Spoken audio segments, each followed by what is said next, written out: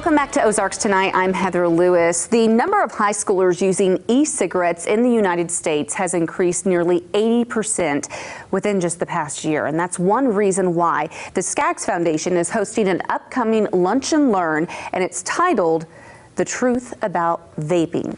Jim Bronner is an expert on this. He's going to be talking at this event. You are also the community educator at Cox Health Cancer Center in Branson, and Melinda Honey is with the Skaggs Foundation, who is helping put this event together. And they're both joining us tonight for more information on this. Thanks so much for being here. So according to the CDC, 3.6 million middle and high schoolers in the U.S. used e-cigarettes in 2018. That's a huge number. Are we seeing those numbers reflected locally as well?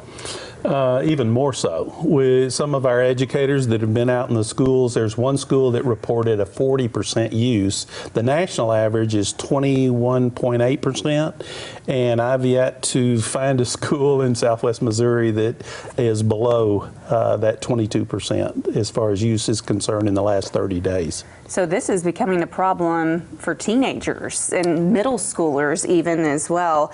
There have been a number of vapes confiscated, even at Branson High School alone. How many were confiscated in just 2 weeks? I think there were around 40 that were confiscated, but that's kind of the norm. If you're saying it's not going on in your school, you're just turning a blind eye to it. It is happening. And some of these vapes can be really easy to conceal too. You said you're a parent of some middle schoolers and teenagers, and you just wouldn't recognize these. Yeah, some of them look like perfume bottles or eyeliners or jump drives even, that they might be plugged into their laptops and you wouldn't know the difference.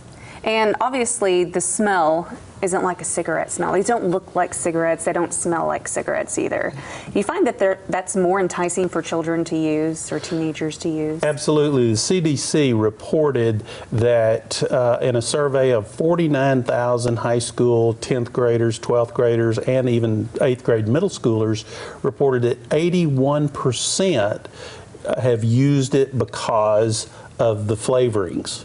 So it's a sweet smell or a taste to them. In addition to that, in that same survey, 63% of that same survey said that they didn't know nicotine was in it. Well, and that's something else too, is what is in this? Because a lot of people think it's safer than cigarettes, but what is safe about it? Well, and I beg to differ on that. When you say safer, that's indicating that cigarettes are safe. So you may see less harm. But even in adults, there's vaping slows wound healing.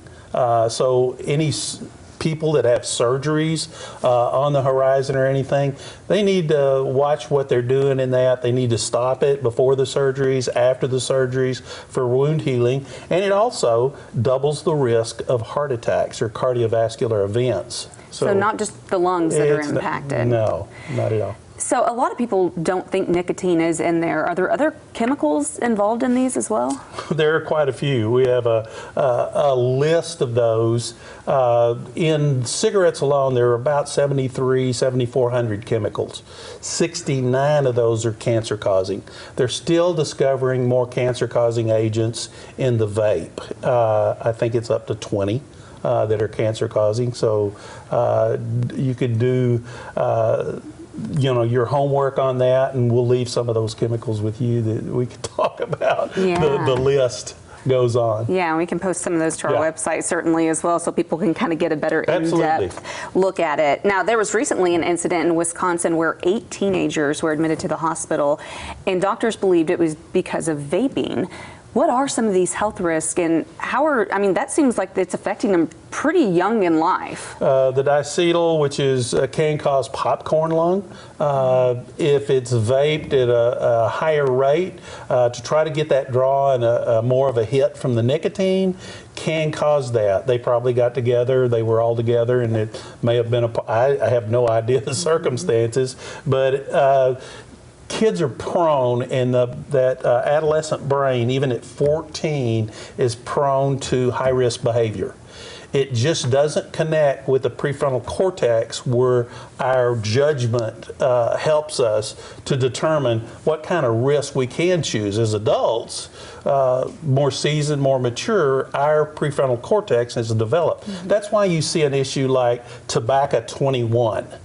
Tobacco 21 is to take out that population 20 to 25 years old before the prefrontal cortex is totally developed in communicating with the middle part of the brain, the amygdala. How about that? So this is all stuff that you're going to be talking about at this Lunch and Learn, Absolutely. We're excited. which is happening Thursday, August 8th. Tell us more about it, Melinda. Yeah, absolutely. So Skaggs Foundation, we host a lot of Lunch and Learns throughout the year to educate the community on important health topics, and we thought this was absolutely one of the important topics that we wanted to get the community educated on.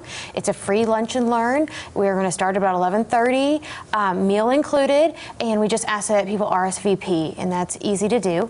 They just call the 417-269-INFO line, and that's 417-269-4636. Okay, and is there like a drop point where you have to register by? It's when we hit capacity, we only have so many spaces available, or we're asking everybody to RSVP before August 5th, and that's when we'll close it. And you said basically that you determined to do this Lunch and Learn because of what's happening in the area. Right. As we're hearing the news stories and we're hearing from Jim and seeing the statistics of all these adolescents who are taking this up, who might not have smoked a traditional cigarette but taken up vaping, we just thought we've got to do something. We've got to not ignore this, and we've got to educate our community. Okay, and one more time, when is this Lunch and Learn, and how can people register? It's Thursday, August 8th, and they register by calling the Cox Health Info line, and that's 417-269-INFO. Okay, very good. Jim Bronner and Melinda Honey, thanks so much for being here. Hopefully we'll have a good turnout for that and raise more awareness on what is going on as well. All right, we'll be right back with more Ozarks Tonight. Keep it here.